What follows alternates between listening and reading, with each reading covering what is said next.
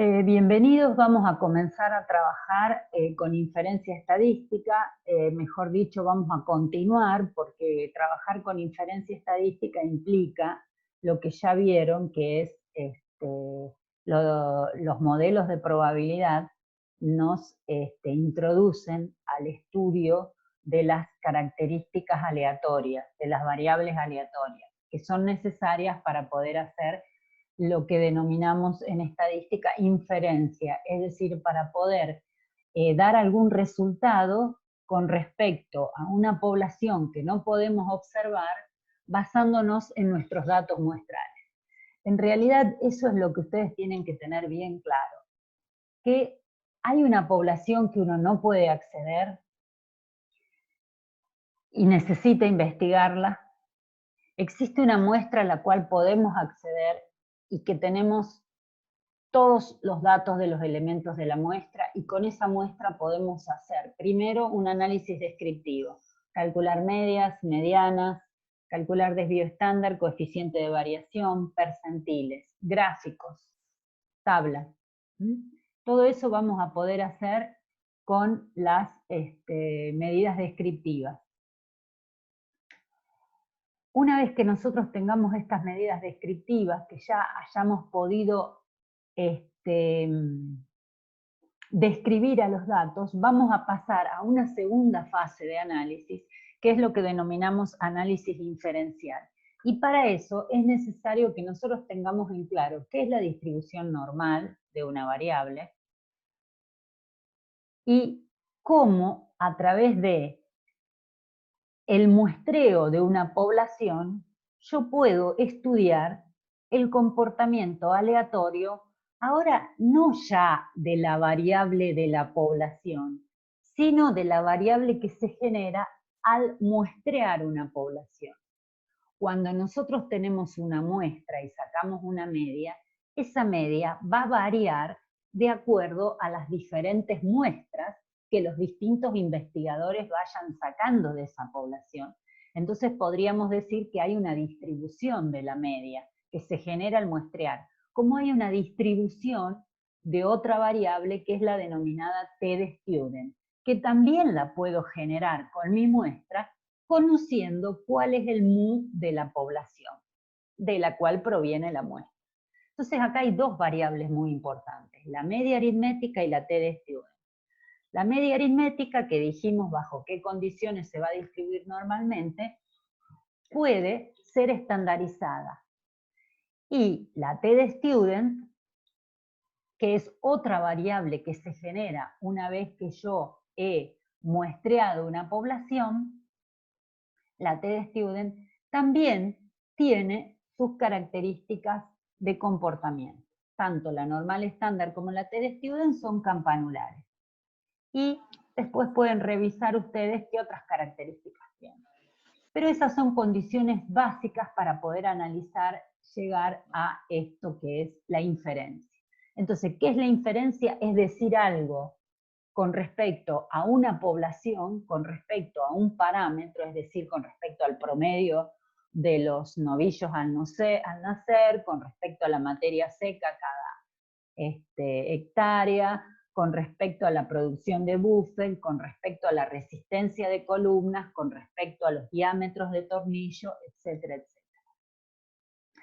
Entonces, vamos a ver este pequeño ejemplo como para introducirnos en el tema. Si el peso al nacer de novillos, Aberdeen Angus, que es una raza, ¿no?, tiene un promedio,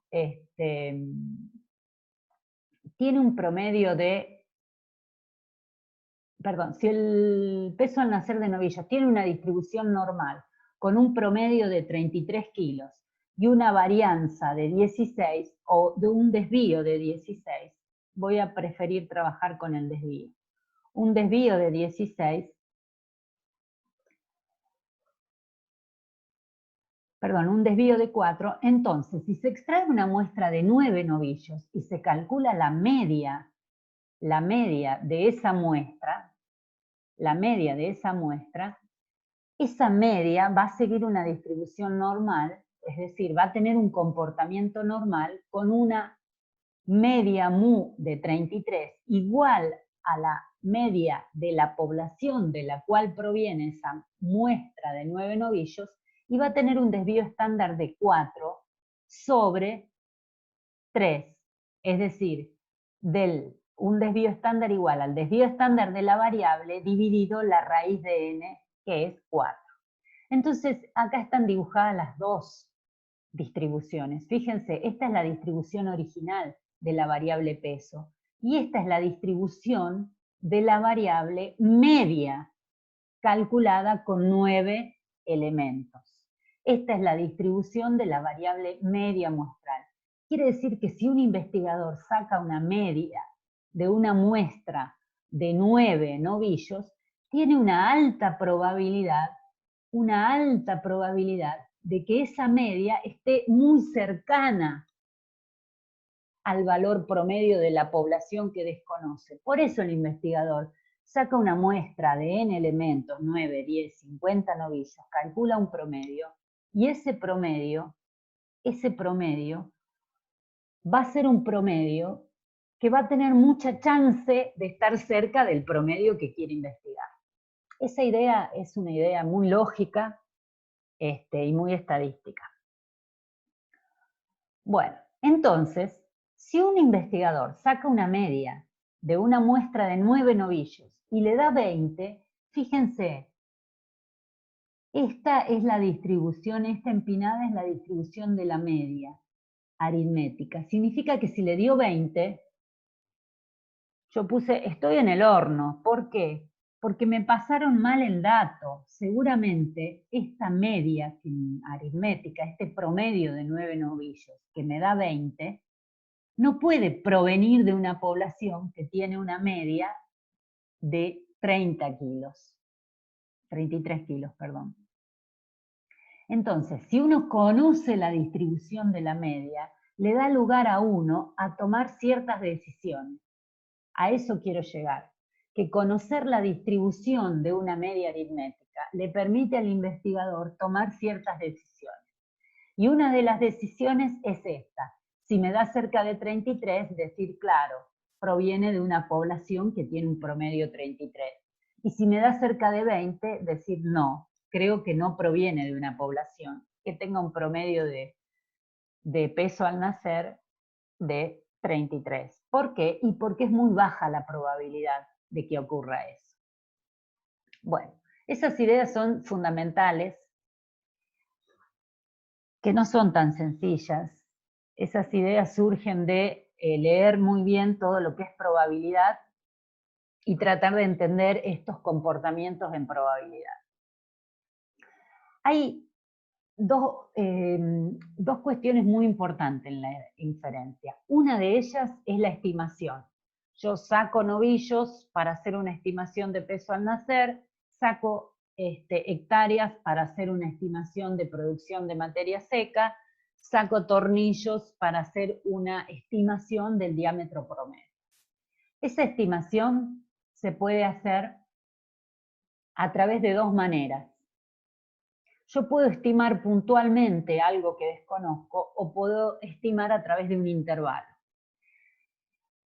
Lo primero es la estimación puntual. ¿Qué significa estimación puntual? Significa dar un valor puntual sobre algo desconocido. En otras palabras, una estimación es un valor específico observado de un estadístico. ¿Qué quiere decir esto?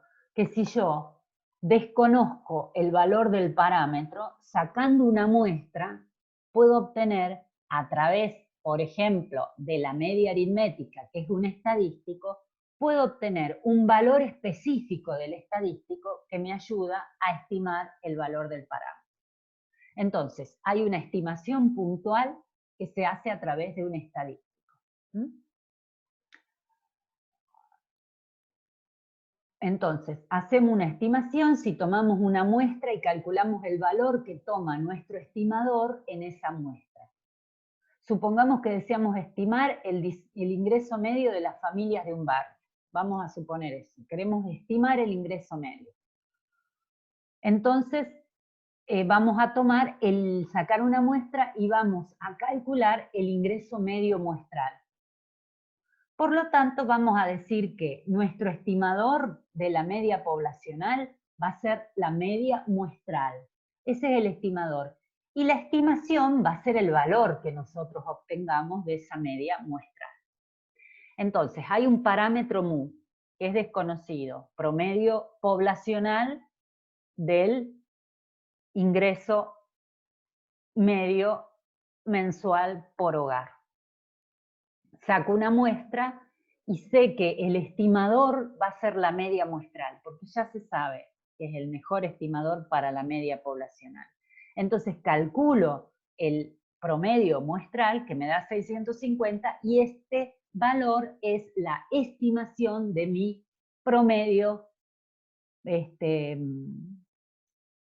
mi ingreso promedio mensual.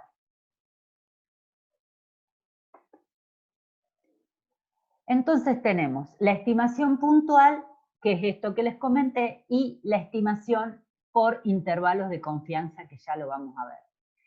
Sobre la estimación puntual, les quiero comentar que para la media poblacional, para la media de la variable X, el estimador va a ser la media muestral. Para la varianza, va a ser la varianza muestral. Para el desvío estándar va a ser el desvío estándar muestral. O sea que cada parámetro tiene un estimador y la estimación va a ser el valor que tome ese estimador.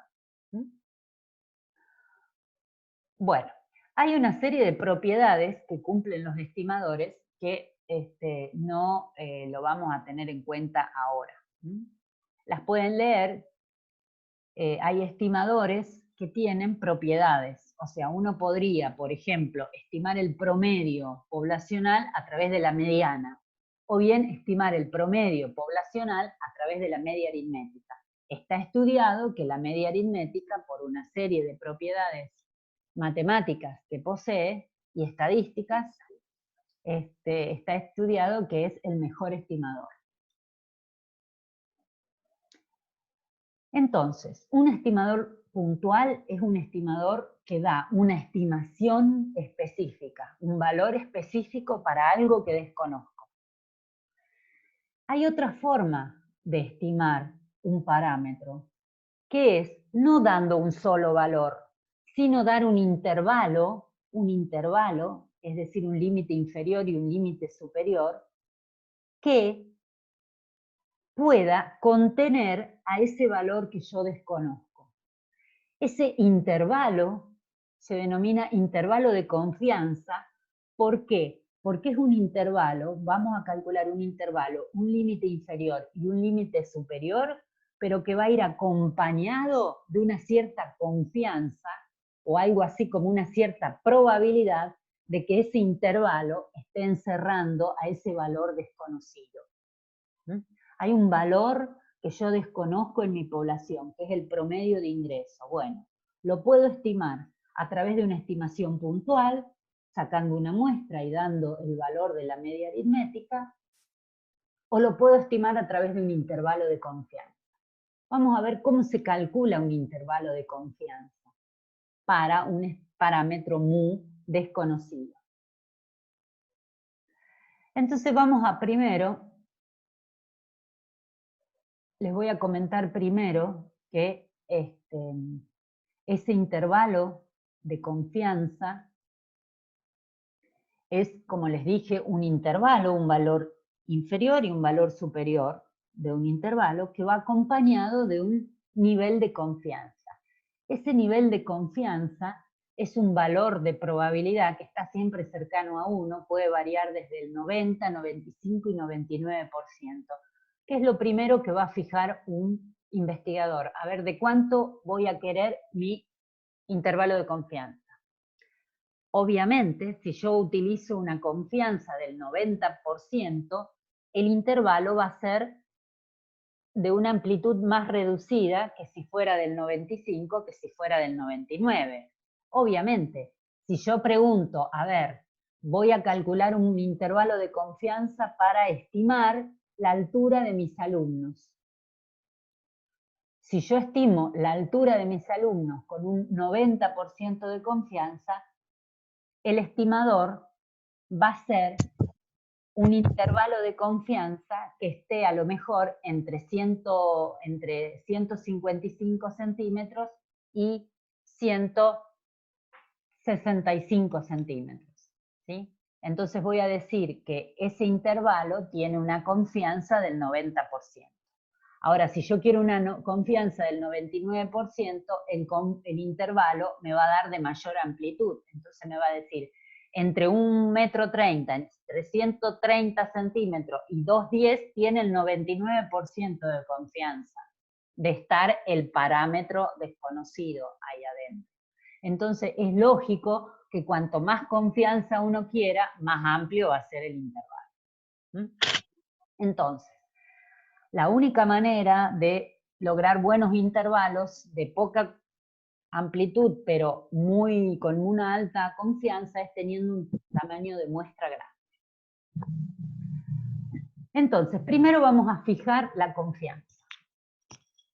Vamos a pensar ahora que esa confianza, que puede ser del 90, 95, 99, es del 95%. Ya saben que a mayor confianza, mayor amplitud del intervalo.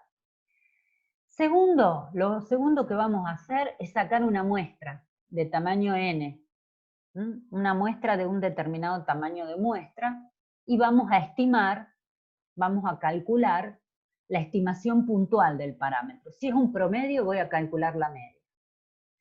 Y tercer paso, vamos a construir el intervalo. ¿Cómo se construye ese intervalo? Ese intervalo se construye de la siguiente manera, calculando el límite inferior y el límite superior. Veamos lo siguiente.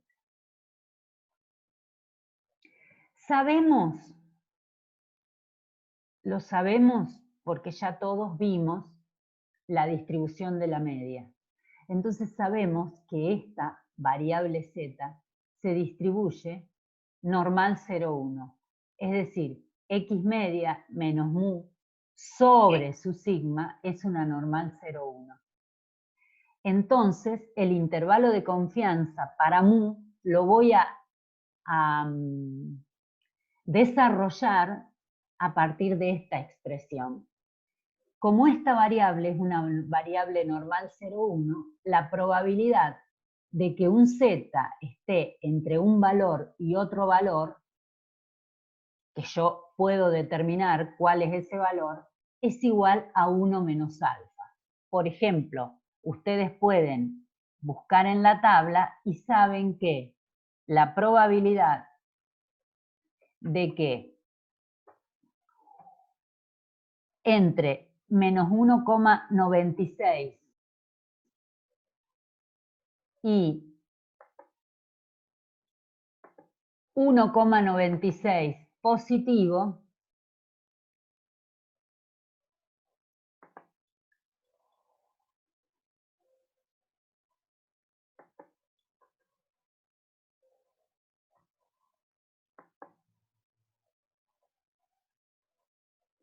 la probabilidad de tener un z entre menos 1,96 y 1,96 positivo va a ser igual a ¿qué?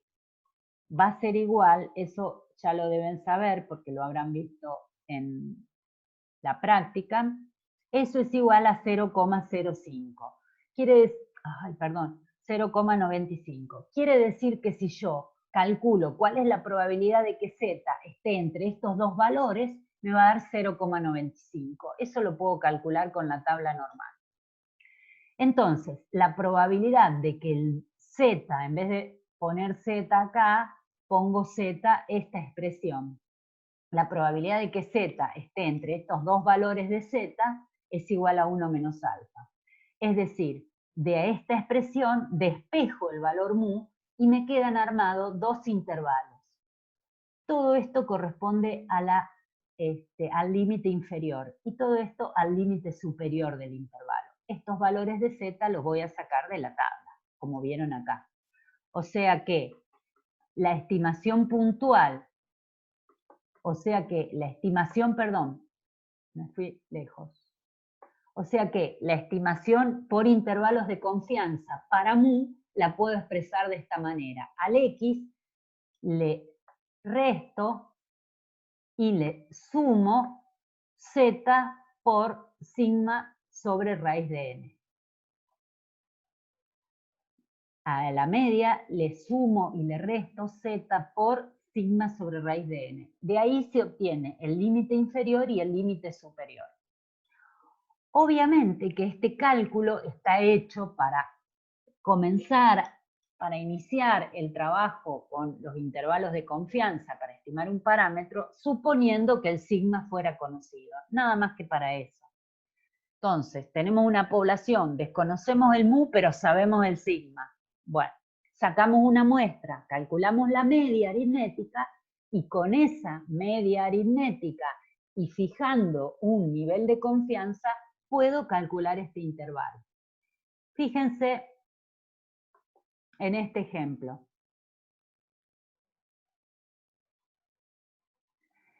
Entonces, retomo acá. Esto significa que el intervalo de confianza para mu con sigma conocida, es la media más menos el z, que es un valor de tabla, por el sigma que lo conozco y la raíz de n que lo conozco. Entonces, este intervalo que yo calculo con los dos límites, límite inferior y límite superior, va a tener una confianza de 100 por 1 menos alfa por ciento. Si el alfa vale 5%, esto va a ser del 95%. Si el alfa vale 1%, esto va a ser del 99%. Entonces, los valores para z son estos. 1,64 para el 90, 1,96 para el 95, 2,58 para el 99. Entonces vamos a ver este ejemplo. Si la edad del titular de una empresa sigue una distribución normal con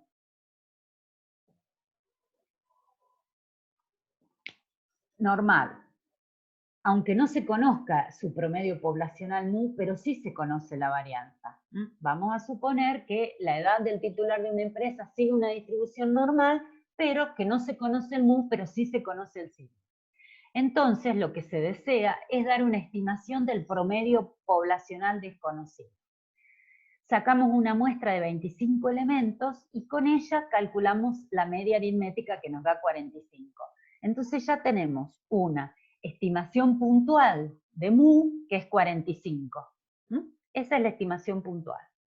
Ahora bien, queremos calcular un intervalo de confianza, estimarlo no solo puntualmente, sino a través de un intervalo de confianza. Y de ese intervalo de confianza lo vamos a calcular de la siguiente manera. Con esta expresión, que está expresada más arriba, hemos derivado o les he explicado de dónde sale. En definitiva, el intervalo de confianza va a ser mu más menos el z por sigma sobre raíz de n. Perdón, la media más menos el z por sigma sobre raíz de n. Es decir, el intervalo de confianza va a ser 45, que es la media aritmética, más menos 1,96 por 16, que es la varianza conocida, perdón, el desvío estándar conocido, sobre la raíz de mi muestra, de mi tamaño de muestra, que eran 25. A ver si puse acá bien. Pero sí la variancia, sigma cuadrado, que es igual, me falta poner acá, a 16. Bueno, ya lo voy a arreglar porque ahí me olvidé de poner ese dato. La variancia es 16 al cuadrado. Entonces, el intervalo de confianza va a ser, como les dije, la media más menos 16, que es el desvío, dividido 5, que es la raíz de 25. Entonces, mi intervalo de confianza del 95% para mu, conociendo el sigma, es 38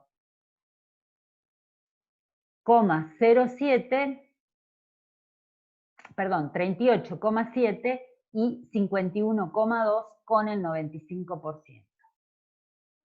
He estimado a través del intervalo de confianza del 95% he estimado mi intervalo de confianza, con el 95% de la siguiente manera, con 38,7 y 51,2 kilos. Eso con el 95%. Ustedes después lo pueden hacer con el 99% de confianza.